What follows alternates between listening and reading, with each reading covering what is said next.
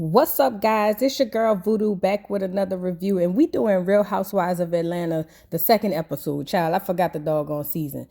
Is y'all ready to talk about it? Cue the music. Oh yes, bitches and hoes. I'm back. I drop a player like it's nothing, it ain't working out. Now no debate up for discussion, bitch, I'm walking out. My time is money, I ain't loving, let you toast it out. Flip my weave and walk it out. Look how I just bossed it out. Now come on, baby, why you bugging? We can't talk it out. I keeps it moving, I ain't tripping, lost another spouse. I'm just a boss, it's in my blood, no, I won't scream or shout. Grabbing my keys. Cause oh yes, bitches and hoes, I'm back. Back with another video, and Lord, y'all hear this dog barking in my background. I'm so sorry if you do hear it. I live next to a crazy man who has a bunch of dogs. I'm about to call it SPCA. But anyway, let's get into this review, child. So now we over here with Real Housewives of Atlanta. I want to say it's season 16 or 17. Don't quote me on it. But episode 2, girl. And listen, I heard that the ratings were low.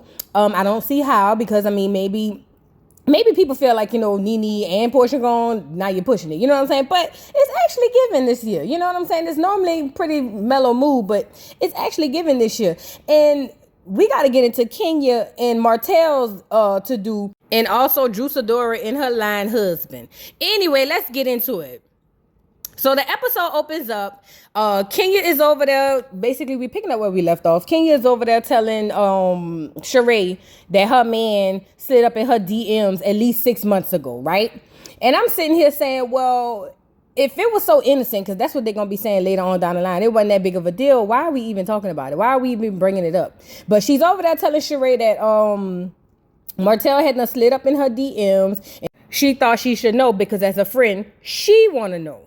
Now, while this is happening, Candy is over there telling, what's the little girl named Courtney, that she gonna headbutt her. Candy, first of all, you're too short. Your head too big. I don't think it's gonna work out, Just, Candy always about to fight somebody, y'all. This has been going on for, how long she say? She been on 14 seasons, and we ain't seen Candy bust a grape. Candy, just don't do it no more, fat.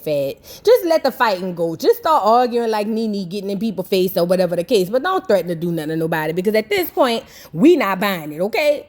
So Sanya goes over to check on Candy because she sees it's a whole eruption over there. Candy acting a fool. You got Don Juan stepping in. And let me tell y'all something.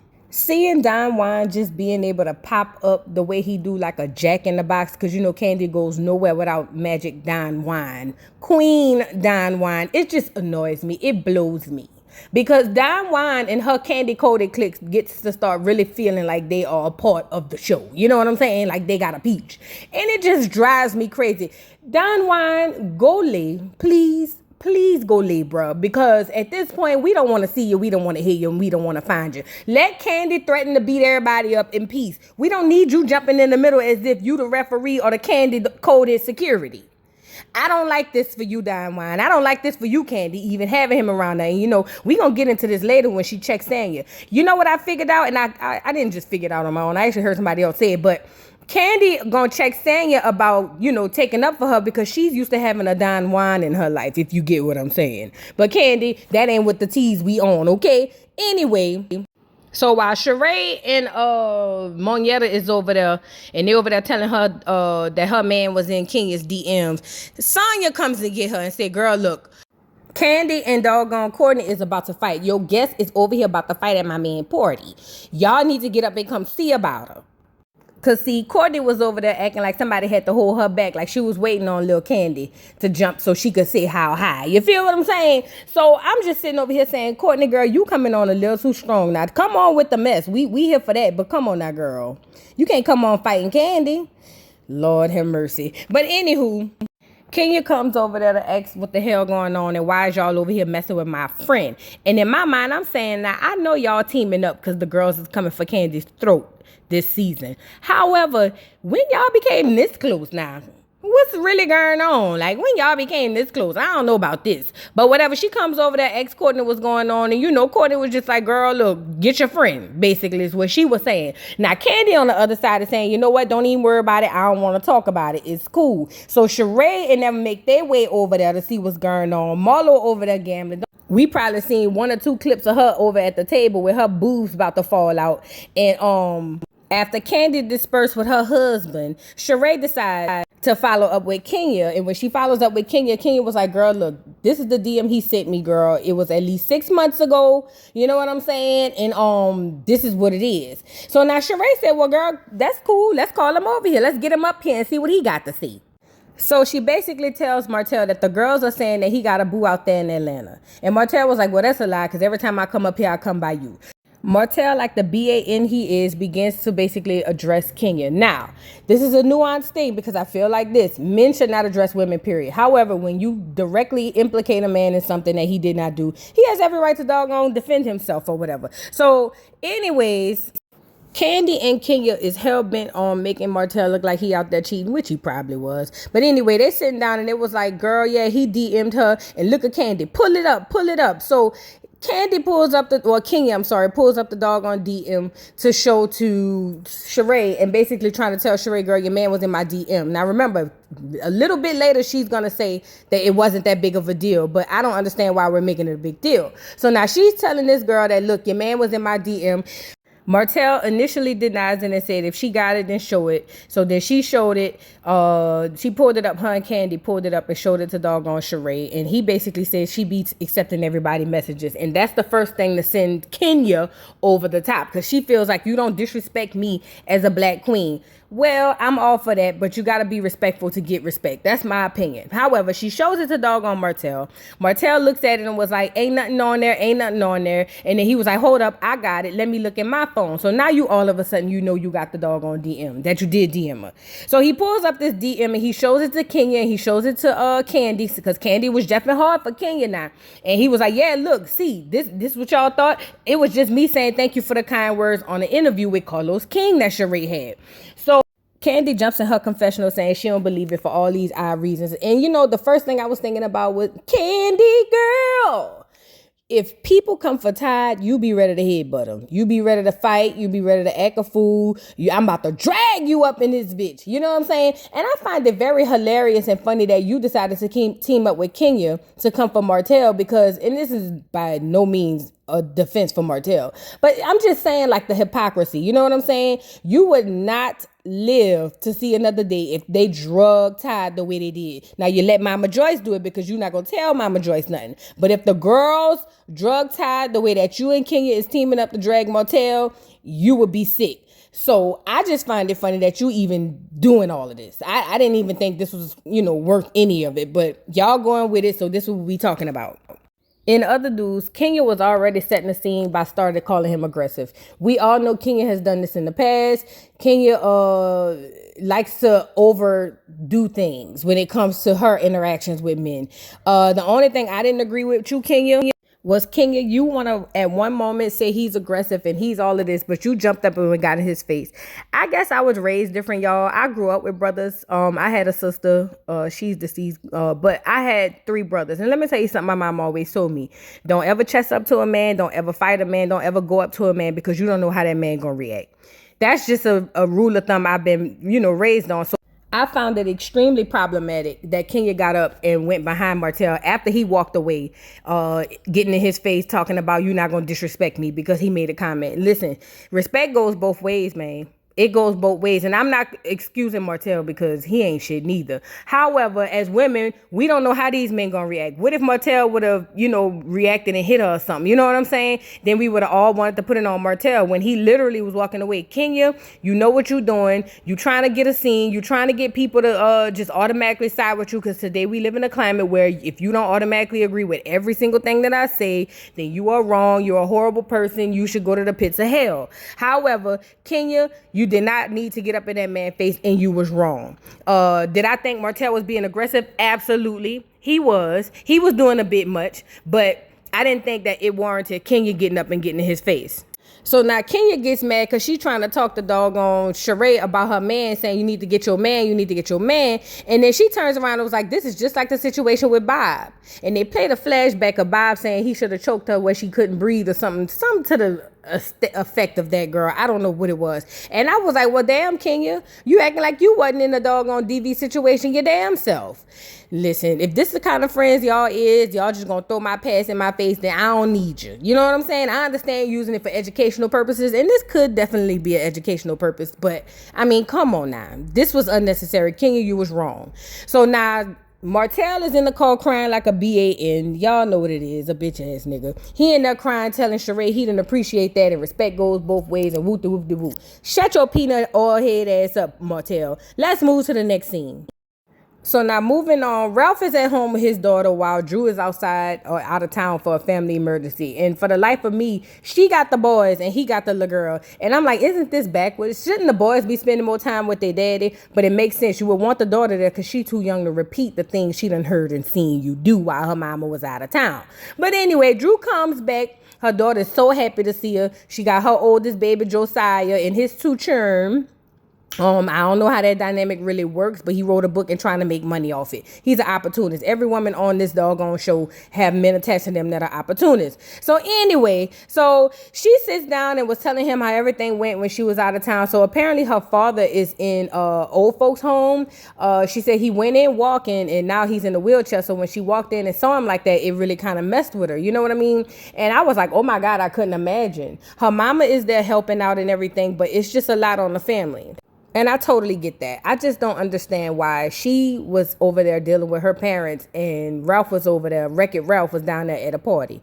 That just don't sit right with me. You know what I'm saying? She even brought up the fact that her dad has Alzheimer's and sometimes he don't recognize her, but he did recognize her voice when she played her music for him, which brings us into this whole music thing. So apparently Ralph is the doggone producer of this album that she wants to do since she sung Happy Birthday to Sheree. And I ain't gonna lie, she sounded good. But this is turned into a whole EP in which your husband writing and producing. Girl, what are we doing? What are we doing? You got another little tide on you. Let me find out. Ralph is over there he gonna be the producer of this album, and it's called what is it? Already Know. And here's the cover. It's her. She can't even get her shine on her own album. Let me say something first. Drew, you looks good. You looks the fuck good. Okay, girl? I don't like you, but you look good. I got to give you props where it's due. But you should have lost that loser in the back. You didn't need him on the album cover. Why is he on the album cover? Most producers and stuff are not in the forefront. You typically will see him on the credits page and that's it. But he got this narcissistic way about him to where he got to be on the cover, and it's just giving me ill. And it's also giving me, why are you doing this? He would not be producing the album. Nothing for me. Do you hear me? Now, the producer had asked Drew when she got into the confessional, how's everything going with her and Ralph? And she basically tried to make it like it's all cool, but you know, you got to read between the lines. She basically said it's the best that it's been in the entire 8 years we've been married because we've been busy in the studio. That's what I heard. That's what I heard, and that is sad. Y'all women really stand in these marriages just to say y'all have a husband even though y'all miserable? Ew, like why, Lord? I don't understand. And the fact that, you know, she said that so calmly and like tried to brush it off as a joke, that kind of like stuck me a little bit. I ain't like that. Like, girl, knowing what we already know, we know y'all getting a divorce, which I don't think y'all should have been married from the beginning because it looked like y'all always been unhappy. But nevertheless, we know y'all already get a divorce, girl. Like, what are you doing? Like, have several seats at a divorce court. I mean, that'll help out. Like, it might help your little mental health as well. So she goes on to tell Ralph that she heard Candy was about to get into a fight and what's going on. So he says, oh yeah, she was about to get into a fight with this girl, and the girl happens to be my cousin. Baby, the way Drew looked at him or looked away from him in that doggone confessional was very telling, because she probably like, boy, here we go with another cousin. Anyway, she's the girl who got into it with Candy, apparently. And Drew was like, oh, y'all must really be related because, you know, y'all like to fight. And I was like, Drew, what is you trying to say? Is he in there beating on you? Blink 3 times if you need us to come pull up on Wreck-It Ralph. I feel like I could take him. I don't care how much he work out. I feel like I could take him. Blink 3 times. You know what I'm saying? Let us know if he over there popping you upside your head, because we'll come jump him. We good for a good jump when it comes to dudes, okay? Anyway, let's move on. So now we move to the next scene. Sanya goes to lunch with Candy. She want to follow up after the party. We find out that they real cool outside of the show. They actually went to Disney World together. But Candy said she cool with Sanya. You know, she ain't got no issues with her. She actually cool to hang out with outside the group. So Sanya tells Candy that Ross is ready for her family to get the hell on. And I'm with Ross. Because, girl, that's too many people under one roof. Sanya over there hollering about this 2-year plan that she has set up and how the mama ready to go and the sister tired of her. Girl, if these people are ready to go, let them go. Give them free. Do you hear me? Give them free, because your husband is saying he's ready to go. And he's ready for them to go, so you might want to do what your husband said, because while you over there trying to appease your family and want family and act like y'all in one big old Addams family, your husband gonna end up leaving you. And guess what? Your mama gonna have her husband and your sister gonna have her husband, girl. Heed your man's advice.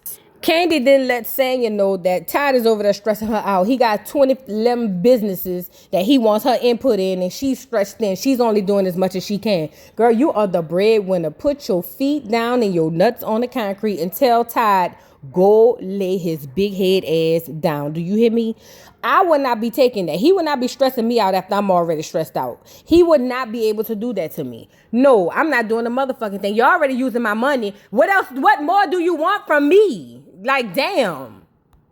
Let me tell y'all something. Y'all can say I'm being negative or whatever, but I'm going to tell you how I feel, what it look like. Todd is setting it up so whenever he leave, he ain't getting no money from the prenup, but he going to have 12,000 businesses that he done open, and he going to get a check off of that. Not to mention, he always with them kids, so he's probably going to get alimony and child support. Candy, run. I hope you have a clause in your doggone prenup that basically says he can't snake this type of stuff either, because I feel like that's what's gonna happen. Candy, girl, listen, I know Kenya over there craving a man, talking about she don't want to see you down there at the divorce court, and I really don't either. However, he is stressing you out and trying to make you seem like you just a villain, and he's over there not playing his role as the housewife that he was bought on to be. You signed up to be a housewife, Todd, not the doggone breadwinner. We don't need you competing with Candy. Let Candy make the money like she had and was doing before you met her. You want to go back to production? You want to go back to doing this, that, and the third? Ain't no problem with it, but it should not interfere with the breadwinner's time and money. Y'all can wrestle me up in the comments all y'all want. I said what I said. He needs to stop. It's just getting old and it's tired. But anyway, Sanya decides to ask her how she's doing as far as the whole fight. And she was like, you know, it is what it is. You know, she was looking for a moment, but I ain't even know that girl. And then Sanya decides to come clean and say, well, girl, she was over there dragging for you, girl, saying that you had tweeted this place that was real nice and conservative and real cute. And then you turned around and brought the ghetto out there when you retweeted it or put it on Snapchat or something. Now, immediately, I'm sitting here saying, Sanya, why is you carrying that bone? Why? This don't make no sense. Well, Candy goes on to be like, well, girl, if she said all of this, what you said when she was around there telling everybody that I was ghetto. And Sanya was like, oh, yeah, I had told her you need to talk to Candy because Candy is my friend. Girl, they played the flashback. And Sanya said nothing of the sort. Child, she went from surprise to laughing. Now, listen, I'm not even mad at Sanya. I'm only mad that Sanya tried to make it seem like that wasn't what it was. Like, she basically lied to Candy.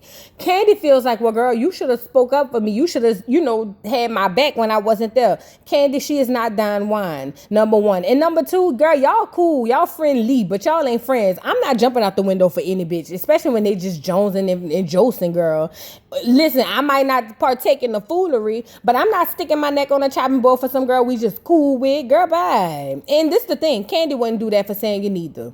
Say what I said. She wouldn't do that for doggone Sanya. So it don't make sense for you to try to hold this girl feet to the fire because you probably paid for her and her husband and her family to go to Disney World with y'all. You done already paid for it. Let's move on.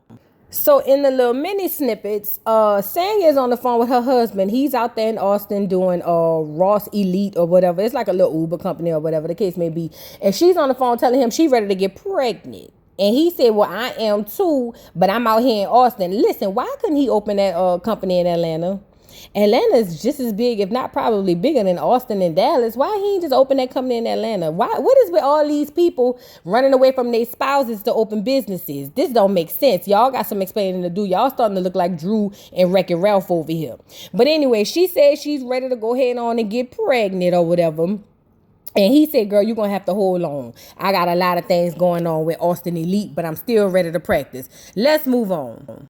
So now Candy and Tide head down to Blaze. Let me tell y'all something. I went to Blaze. I ate over there before. It is very pricey. They feed you with plastic forks after you pay $30 for a crab cake. The food is good. I ain't gonna lie. The food was good. The service was good. But you know, it wasn't busy. That's all I'm gonna say. But anyway, as you can see in the background here, ain't nobody up at Blaze, and it wasn't there when I went last year either. But anyway, they goes to the doggone restaurant. And Todd is ready to spread his wings in the restaurant industry. He said that he wants to open a Mexican restaurant and he wants to open an Ace's Pizza. And the fact that Blaze is doing bad right now is because of the menu. He said, but he wants to do a new menu and kind of add a couple new items to the menu. Now, Candy said it ain't got nothing to do with the menu. It's just that it's in an urban area. And what she left out was the fact that y'all is too high, girl. Y'all is too high. I ain't gonna lie. Y'all too high. Them people don't want to come down there and spend all that money at no doggone Blaze. I mean, don't get me wrong. The ambiance is cute. It's nice, but it's a no. You got OLG going because the food is reasonable and it's given what the people, you know what I mean, want. And Blaze just doesn't do that. But anyway, Todd is over there saying he's getting ready to open his doggone steakhouse because that's what it is. And Candy was like, well, hold on, Todd. I'm really not feeling this whole Mexican restaurant thing. I thought you wanted to produce. Now, let me stop and say this. I ain't never known a black dude or a black person to invest, not even invest, but to create a Mexican restaurant and it thrive. If y'all have, drop down in the comments and let me know. If you ask me, he's just spending all your money, Candy. You writing the checks. He probably got access to the checks to write his damn self. He's just spending all your money, fat.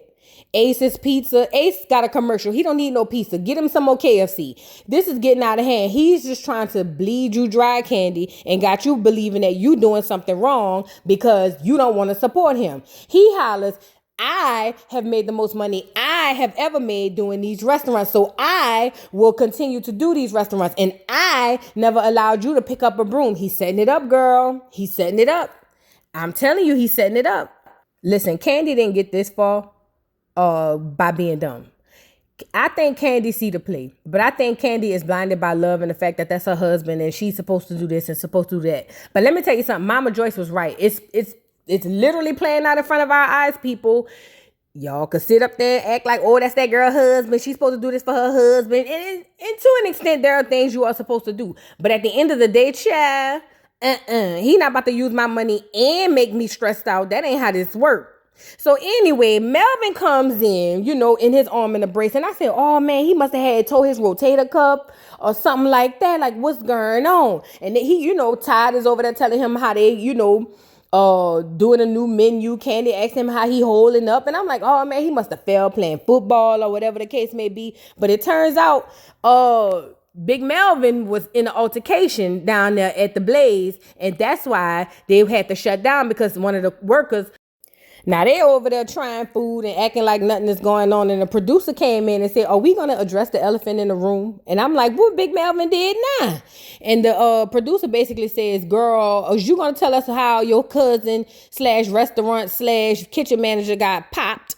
And she said, oh, no, I can't talk about that. Look at Ty. It's a legal situation. We can't really talk about it. It's ongoing.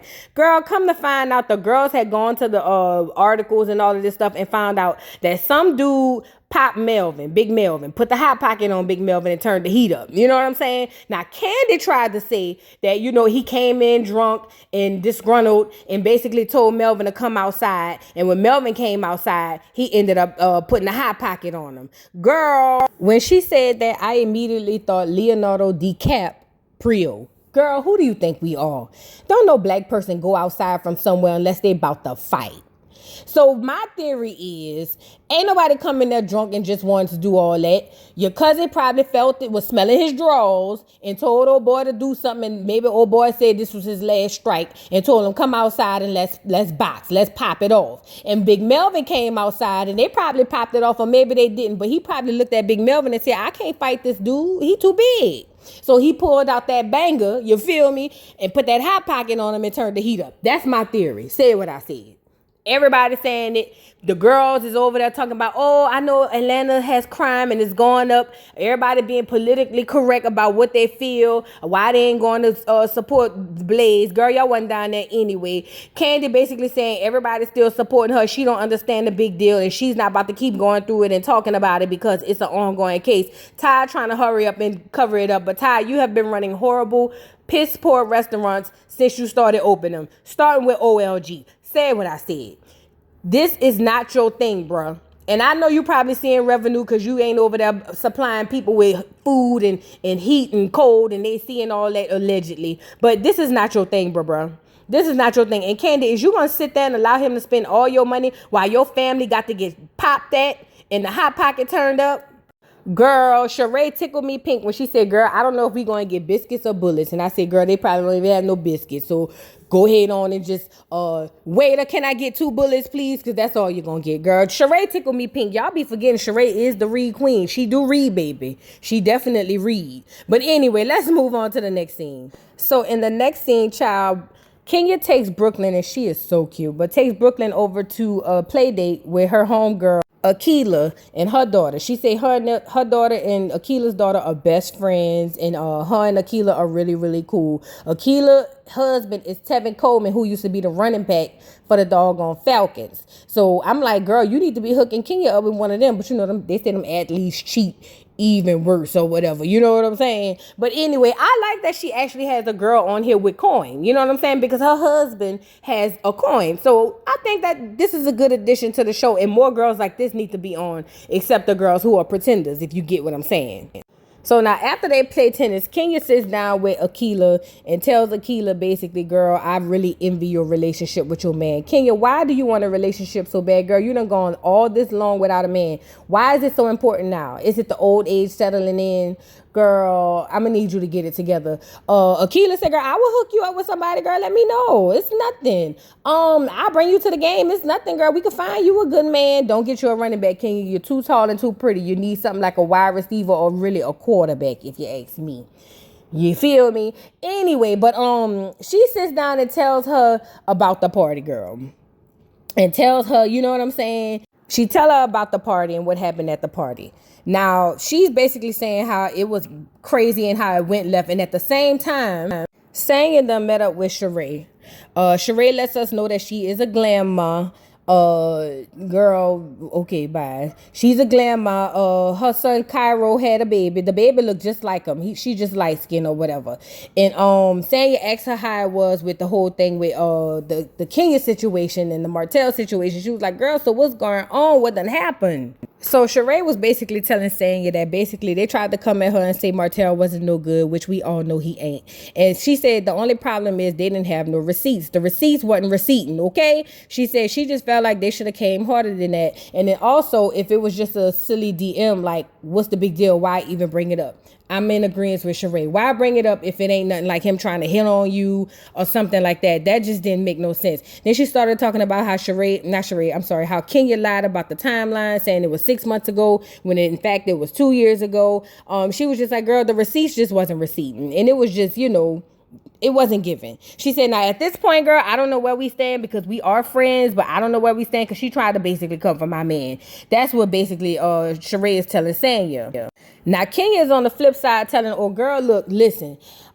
She was telling Akila, I'm sorry, girl, look, Sheree is my friend and we could sit down and talk about things or whatever. But she get in her confessional and was like, but listen, you know, Sheree has had bad decisions in men. She's made bad decisions in men. I didn't like that Kenya told this girl, Akila, that she had, what's his name? The jailbird dude had her looking stupid, Tyrone, last year. I didn't like that. That was kind of like shading your friend. I ain't like that. I ain't gonna lie. I ain't like that because to be completely honest, both of y'all have had horrible decisions in picking in men. Kenya, did you not forget about the potential dependent that you was dealing with who had them bust out your windows in your house? He bust the windows out your house. You forgot about that? Girl, come on now. Y'all got to be honest. Y'all got to be honest. I know you say y'all both have a history with, abuse and all of that, but you don't get to stand on your soapbox and say something about her without including yourself and dragging yourself as well. Now, can you? You are literally no better than Sheree. Y'all are two birds of the same feather. Let's move on. So now in this scene, Drew heads down to the studio with her husband because she ready to record her EP. I don't like this. I don't like it. I don't like it. I don't like it. I don't like it. The fact that you got him in tote behind you and he about to make another coin off you, bad enough he made a coin off your child by telling the world that he's a stepdaddy and you don't get an input on what goes into being a step parent. Now he about to make a coin off your vocal talents. Drew, it's just giving ill. Y'all know I don't like Drew. I ain't gonna lie. I don't like her. I feel like she fake. I feel like everything is for show. I don't feel like nothing is genuine when it comes to Drew. And I feel like this could all be a contrived storyline if you ask me. But Drew just, I don't know. Is it wrong that I feel like this about this girl? I mean, it's just giving fake. It's just not giving me what I needed to give. You know what I'm saying? So Wreck-It Ralph sits behind the doggone keyboard and wants to play the song so the dude could see what kind of wave she's on as far as what she's trying to do for her EP. Now remember, this is an independent EP that she's trying to put out with the likes of her husband. You know the producer gets more than the singer. Y'all know that, right? So while y'all sitting around here saying, oh, that's cute, they working together, when it's time for the checks to clear, his is going to clear bigger than hers, say what I said. But anyway, so he plays the keyboard and she sings her song. And, they say he do some type of baby music on YouTube. Girl, I don't know nothing about it, but whatever it is, he probably doing really good, but he want to get more money and leech off of his wife. That's just the doggone nature of the whole beast. Let's move on. So now we done got down here the doggone She by Sheree child. Let me tell y'all something. They was making jokes about how the site crashed. Sheree got up there and said, the site crashed and, it was just so overwhelmed. They were so overwhelmed, I'm sorry, with the support. That's why the site crashed and the other girls wish they could have. Girl, stop it. You ain't had nothing ready for these people to buy. And from the looks of your warehouse, like the lady said, you only had 239 orders going out. The people is not running behind the She by Sheree. Now, let me also say this. I went on that site. Girl, Sheree wants $40-something for a pair of socks. Do you hear me? Now, I seen the logo. It's all right. You know what I'm saying? It ain't nothing to cry about. Kenya said it looked like a damn Dallas Cowboys star. You better be careful the Dallas Cowboys don't come behind your ass. But anyway, who do you think you are? Girl, for the jogging suits, for the top and the bottom, girl, baby Miss Sheree wants $300-400. You better stop acting crazy.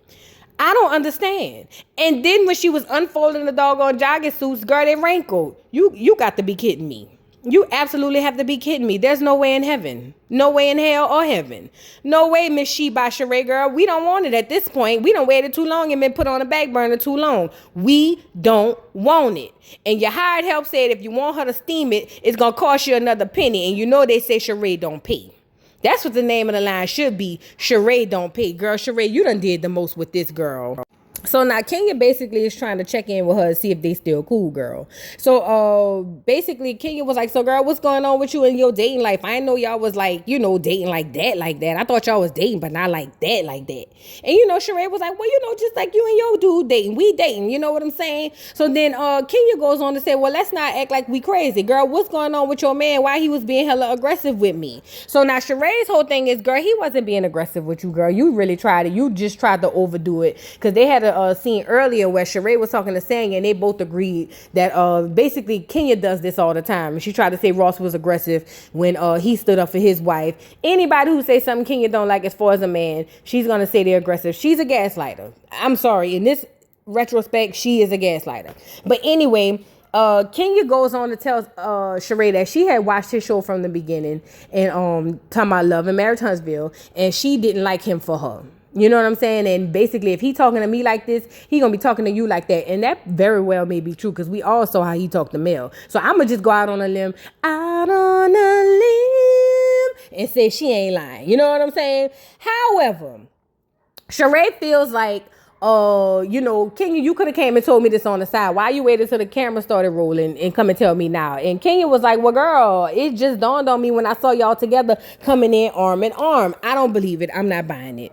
I'm sorry. I'm just not buying it. But Sheree basically admits out loud that Martel said, I don't care if I wanted to F you 2 years ago. I'm not dealing with that or doing that now. Something to the effect. And I'm like, girl, how you laugh that off? How do you laugh that off? Somebody make this make sense. This does not make any sense. But basically, her and Kenya have a disagreement because Kenya feels like under no circumstances a man should be aggressive towards a woman. And I am 1000% in agreement with that. Sheree's whole thing is, yes, I agree. However, women should not chest up to men. I am 1000% in agreement with that. He was being aggressive and Kenya was being aggressive. They were both being aggressive. Now, they sitting up there going back and forth about who's wrong. Kenya feels like there's no such thing, like no under no circumstances he should not be getting aggressive with me. But like I said at the beginning of this video, you don't know what a man is thinking and how he's going to react. So in order to avoid that, try not to just run up on him. You feel what I'm saying? Because as a woman, if you run up on me, I feel like it's beef. So I'm pretty sure a man with ignorance and not knowing that he's a man that has a special or he's stronger than a woman, he might react differently. You feel what I'm saying? So I'm in agreement with both of them. I feel like none of them are taking accountability. Not Sheree, not Kenya, and not Martel. And it's more than one way to skin a cat. But I will tell the women who's listening out here like this, do not chest up to a man. Please just do not do it. Just do not do it. Kenya said, standing on her principle, that she brought it up because she felt like she needed to know. Sheree said it was pointless because it wasn't nothing in there. Kenya said, but it don't matter. I wanted to tell you. Girl, who cares at this point? Why is y'all like literally finding a reason, you know what I'm saying, to make this a thing? Like, I get it. Martel is easy clickbait. He's easy bait, period. You know what I mean? He's like an easy bait oven, not bait. You know what I mean? So I get that. But I just feel like with the history of the women on this show, outside of Nene and Greg, I ain't even gonna lie, none of y'all have good choices in men's. None of y'all. But Kenya, you looked a good girl. Kenya look bad. Kenya a bad bitch. Say what I said. She's a bad bitch. But anyway, that's the end of the doggone episode. Because Sheree was right there saying Kenya just mad because she ain't got a black man. Girl, that is not the accessory in 2023, Kenya. That ain't shade, but it's shade. A black man is not the known accessory in 2023, girl. We do not care. Sheree.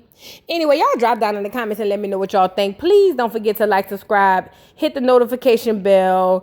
Do y'all believe that Sheree is in the right or Kenya is in the right? I don't know. I don't really care. I'm just reviewing it. And I will see you hoes later. Bye. Mr. Carroll, how you give the voodoo doll time to talk? I don't get no fucking time to talk. Who the voodoo doll is? The nigga you just had up here.